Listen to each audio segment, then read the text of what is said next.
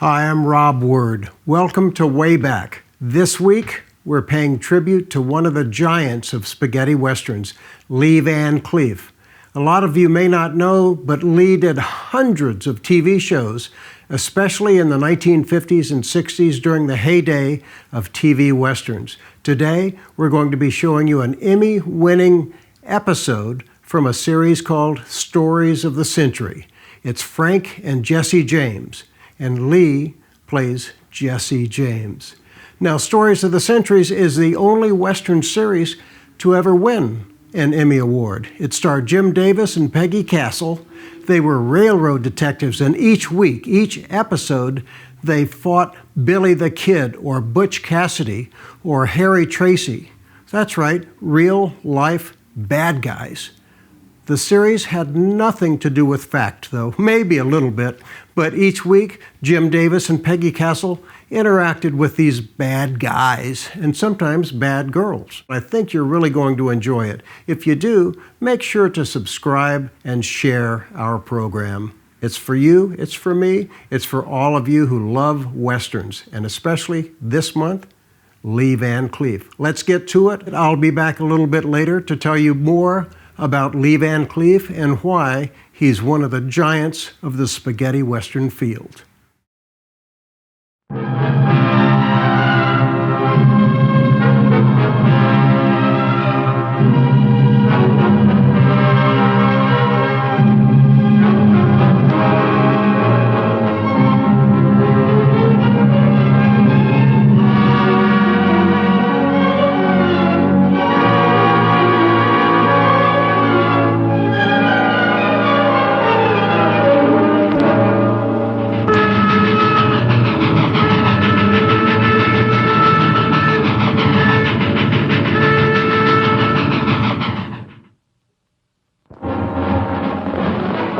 Official newspaper files of the early West record many stories of famous and notorious characters of that period. Among them, Frank and Jesse James. Trained in the bloodthirsty school of border warfare, they rode roughshod from 1866 to 1882 through 4 states of the Middle West to become the most widely known bank and train robbers in the annals of American crime.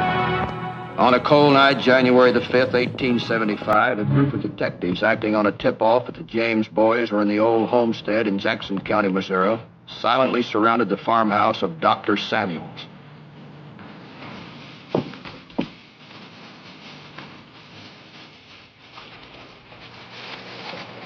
In order to light up the house from inside, so as to make targets of the inmates, the men tossed in a metal bomb-type flare.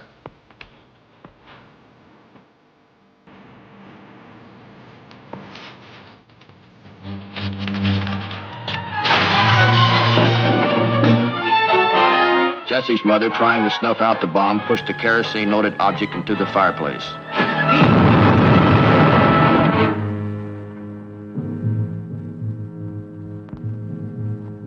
It's unbelievable, Jess. Unbelievable. To think that there are men in this world who throw bombs at innocent people, at a kind, gentle woman, at a harmless little boy of 10. Just think of it, Jess. Little brother Archie dead. I am thinking of it, Frank. I'll be thinking of it for a long time. We were there night before last. Never saw the family looking better. Detectives. Cowardly Yankee mercenaries. That's all detectives are, Jesse. For a few paltry dollars, they'd bomb their own mothers. I declare war on them. Here and now, war to the finish. By heaven, we'll make ghosts out of every one of them that comes our way. I'll need money for the burying. There's a stage coming up from Hot Springs. Wouldn't be carrying more than 500 or 600. It's carrying a detective. Who told you? Cole Younger sent word that a young stranger was asking a lot of questions and heading this way. He said he smelled like a detective to stay out of town. If we rode hard, we could just catch that stage. This'll be for Ma. And poor little Archie.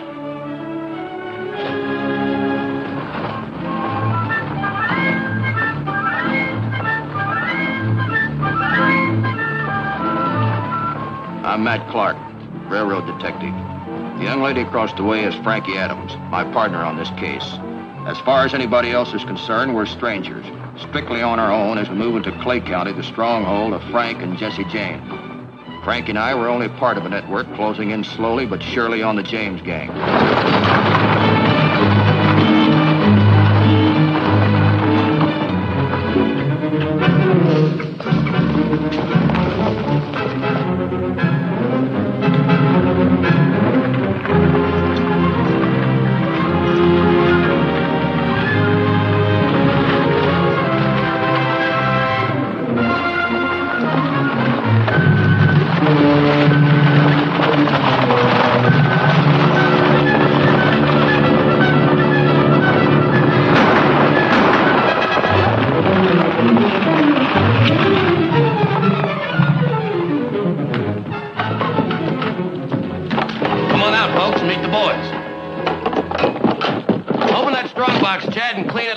Don't forget the registered mail.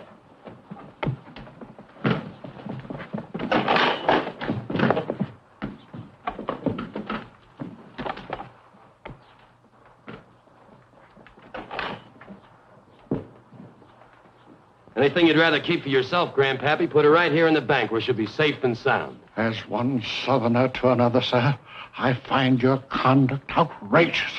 Why, 1,000 pardons, Colonel. I should have known you were a Southerner. You may keep the watch as a souvenir of this occasion. Well, then you must be Jesse James. Maybe so, Colonel. But you better not say that again until I'm 20 miles away. How do you do, miss? What brings you to our fair state of Missouri? Well, I've just been made new postmistress at Kearney. Looks like people around here are going to have pretty good reason for answering their mail. I haven't got much money, but... Well, that's all right. Keep it. And get back in the coach where you'll be more comfortable. Thank you.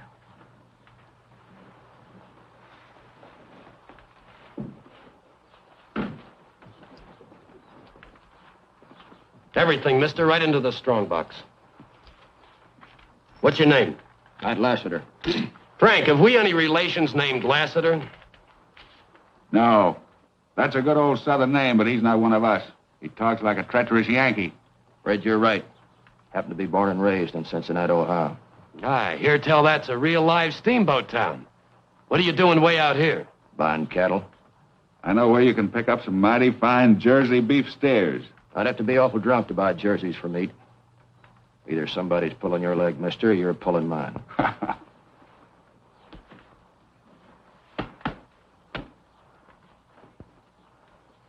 What might your business be, young fella? I'm a horse trader from Alabama. Alabama? Did you fight in the war? Sure did, sir. Name your rank, regiment, and commanding officer. I was a private soldier. My regiment was the 22nd Field Artillery. My commanding officer's name No was... such regiment, boy. You're lying. This must be that Yankee detective we heard about. Must be. Let's see what you got in your pockets.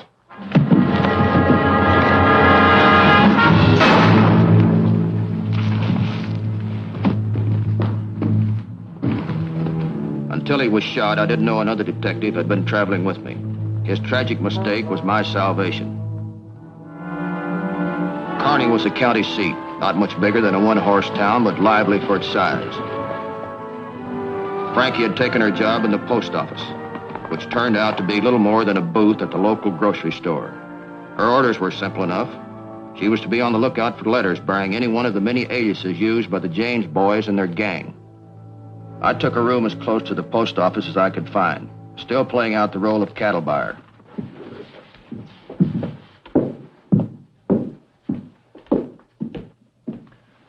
May I have a stamp for this, please?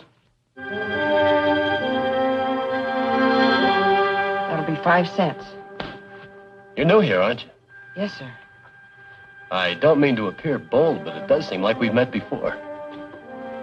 Well, we might have. I've met quite a few people in the last few weeks, although I don't remember you. And that's the trouble when a man's business keeps him on the road. It doesn't give him much of a chance to make friends. That depends upon how fast you travel. What's your business, if I may be so bold? Bank examiner. Next time I'm passing through, I'll mail another letter. Day, miss.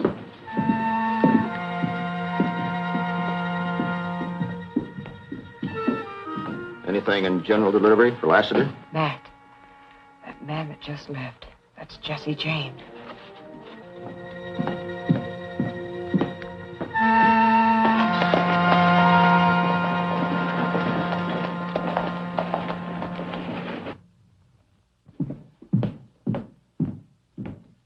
By the time I got a horse in the livery stable, he'd be long gone. What makes you so sure it was Jesse? Those blinking eyes. That's the man that held up the stage. How could I ever forget them? What'd he come in for?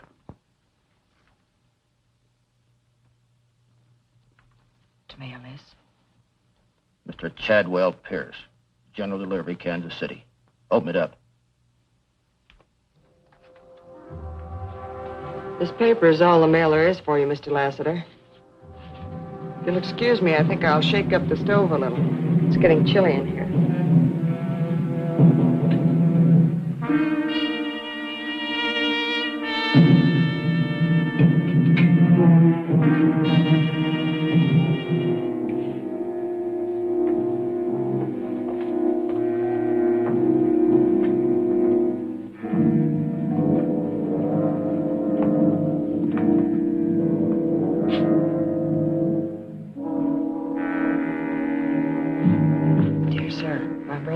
Be visiting our sister in Kansas City at the end of the week. If your cousins have their wagons, we can head west to make our fortunes. Give my regards to the cousins. Yours truly, Mr. Johnson. What do you make of it? Nothing much. What are we going to do about it? We're going to go to Kansas City and deliver this in person to Mr. Chadwell Pierce. Who knows? Might be our chance to walk Frank and Jesse right into a trap.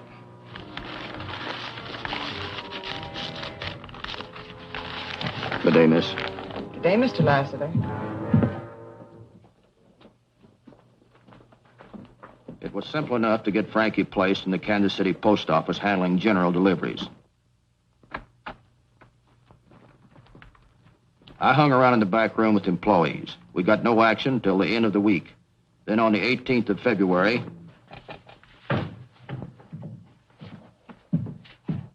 You got anything in general delivery for Pierce?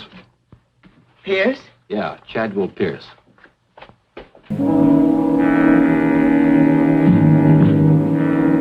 One letter for you, sir. Thanks.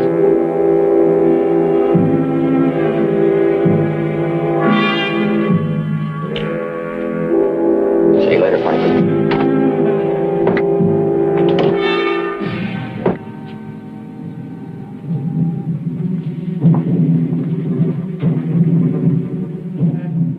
What we'd been waiting for. It was our hope he'd lead us to the Kansas City hideout of the James gang.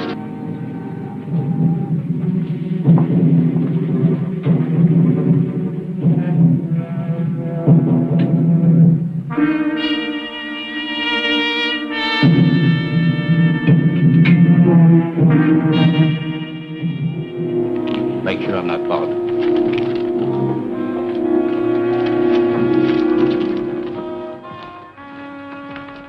About now, I was beginning to feel pretty good, feeling that at last we were getting somewhere after all our painstaking work.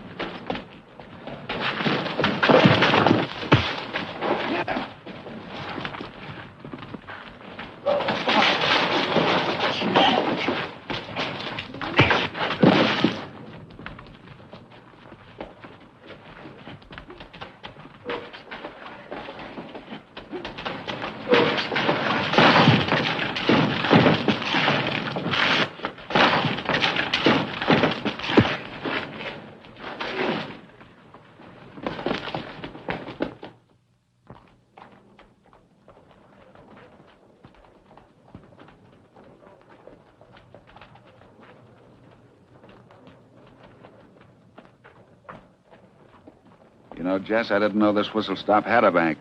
Well, forget it. We're not interested in banks this trip.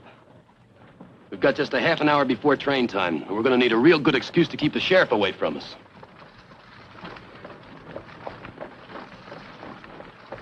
There comes just what we're looking for. Some real important gentlefolk. Come on.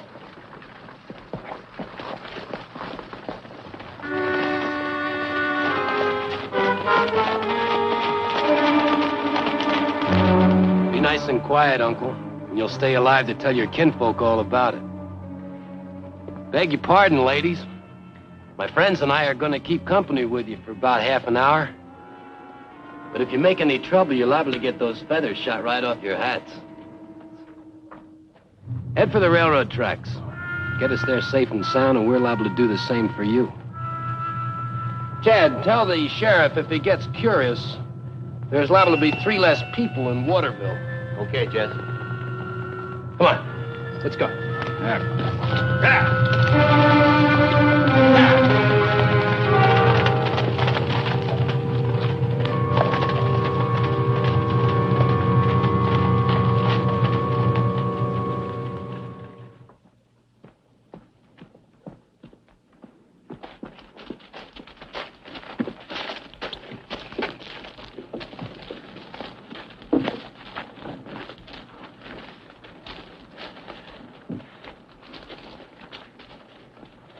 Hurry up, boys. She'll be here in a couple minutes.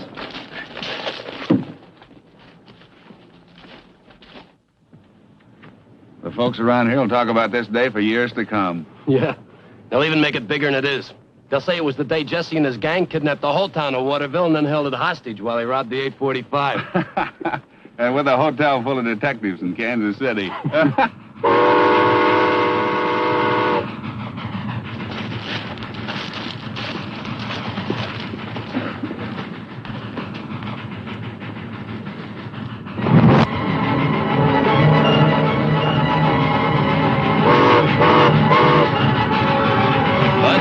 Keep an eye on the citizens. Joe, you take care of the engineer. Ed, bring up the wagon. The rest of you boys take care of the passengers.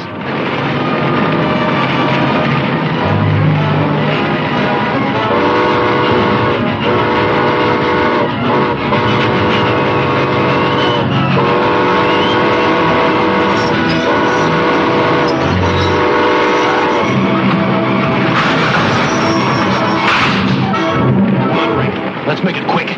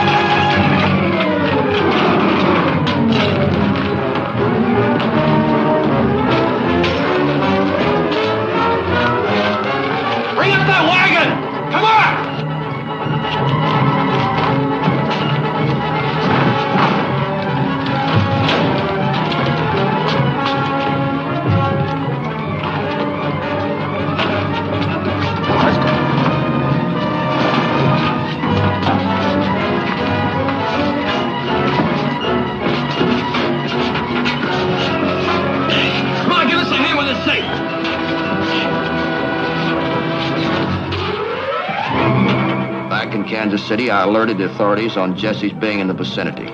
We no sooner got word of the robbery than the wires started humming. I was part of a large posse that searched for 2 days. We had begun to think that Jesse had gone to Earth like so many times in the past, when suddenly, on the morning of the 3rd day, the group I was with had a lucky break. We came suddenly on a train of freight wagons. We were about to ride on around when it occurred to me that Jesse had used a wagon in the robbery and had also mentioned wagons in his letter. Give me those binoculars.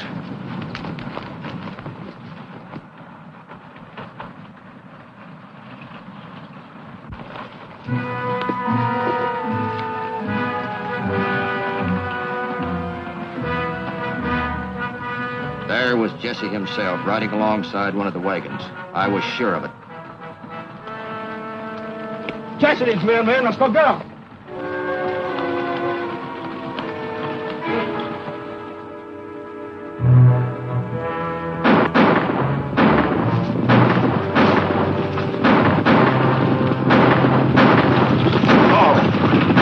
Whip him up! Here comes the law! Let's get out of here! Get out!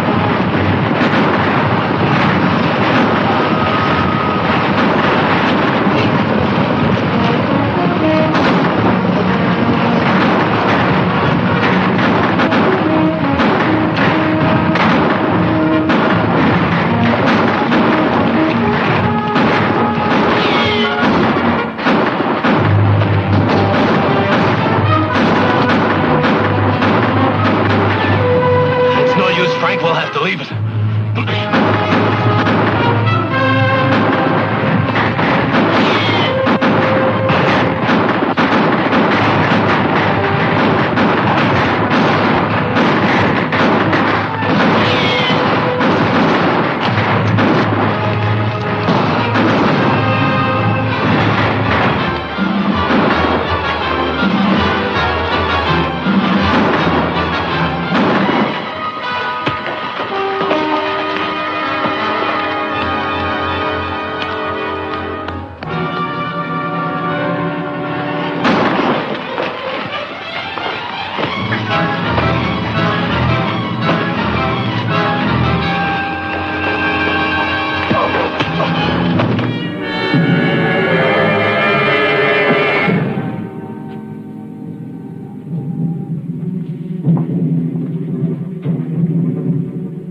Combination is safe. Open it up.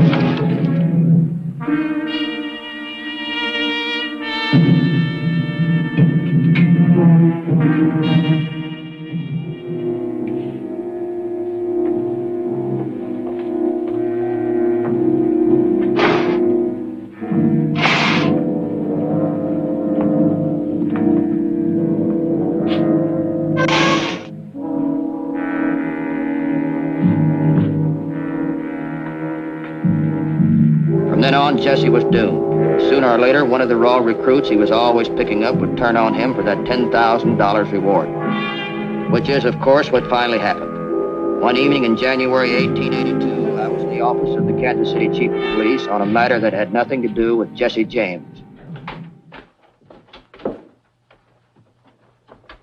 You Mr. Robert Ford? Bob Ford. What's so important it couldn't wait till morning? I hear tell there's a $10,000 reward out for Jesse James, dead or alive. That's right. What makes a young fella like you think he can earn it? Ever hear tell of Charlie Ford? Can't say that I have. He's my brother. He's one of Jesse's gang. He's with Jesse right now. And, what kind of help do you want from us? Me and my brother want to do it legal. You deputize me and I'll do the rest.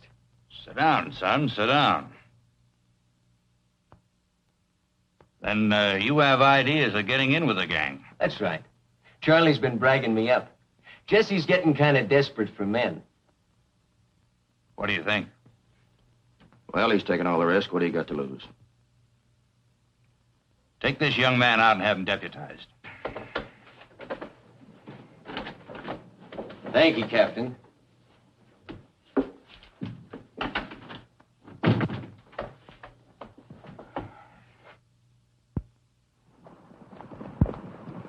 Frankie Adams and I happened to be in St. Joe, Missouri in the spring of 1882. We didn't know it until later, but Jesse James and his family were there, too, living under an assumed name in a little rented house up at Lafayette and 13th Street. It was a Monday morning, the 3rd of April. Jesse and Charlie Ford had been out back in the stables grooming and feeding the saddle horses. Charlie had stopped in the kitchen to talk to his brother Bob. It was an unusually warm day for April, so Jesse opened the door to the street and took off his coat. Then, feeling that his guns might arouse suspicion in anyone passing outside, he took them off, too. The guns were both businesslike .45s, one a Colt, the other a Smith & Wesson.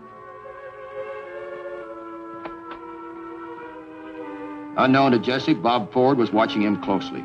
Had been watching him for days now, waiting for a chance to catch Jesse unarmed. This began to look like the moment he was waiting for, so he alerted his brother Charlie. Hot day. Yeah, isn't it? Great racehorse, that Skyrocket. Yeah. Kind of dusty, though.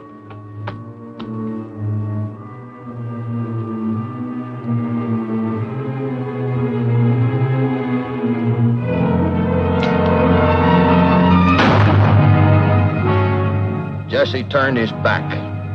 It was his last mistake. Jesse James died as violently as he had lived. The two Ford brothers ran to the nearest telegraph office and notified the authorities that Jesse James was dead. Word spread rapidly. The morbidly curious began coming from all directions. Because we were in town at the time, Frankie and I were called in to help with the identification. for only a few detectives had ever seen Jesse face to face and lived to tell about it.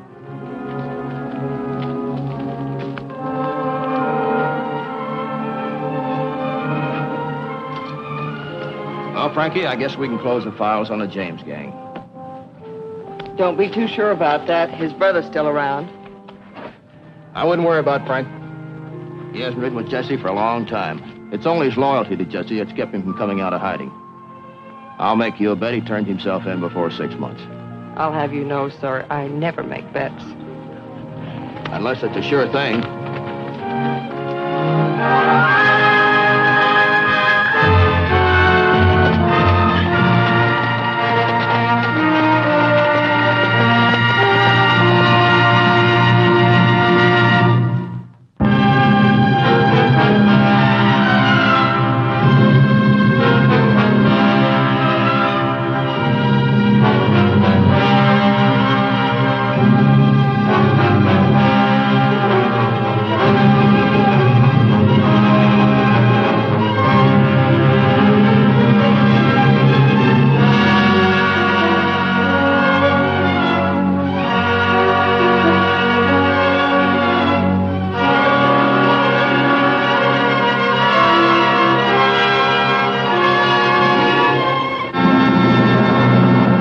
How'd you like that? I always liked this series. I liked Jim Davis a lot too. Of course, he did a lot of B and C westerns over the years, and it wasn't until he was cast as Jock in a little primetime soap opera called Dallas that made him a superstar.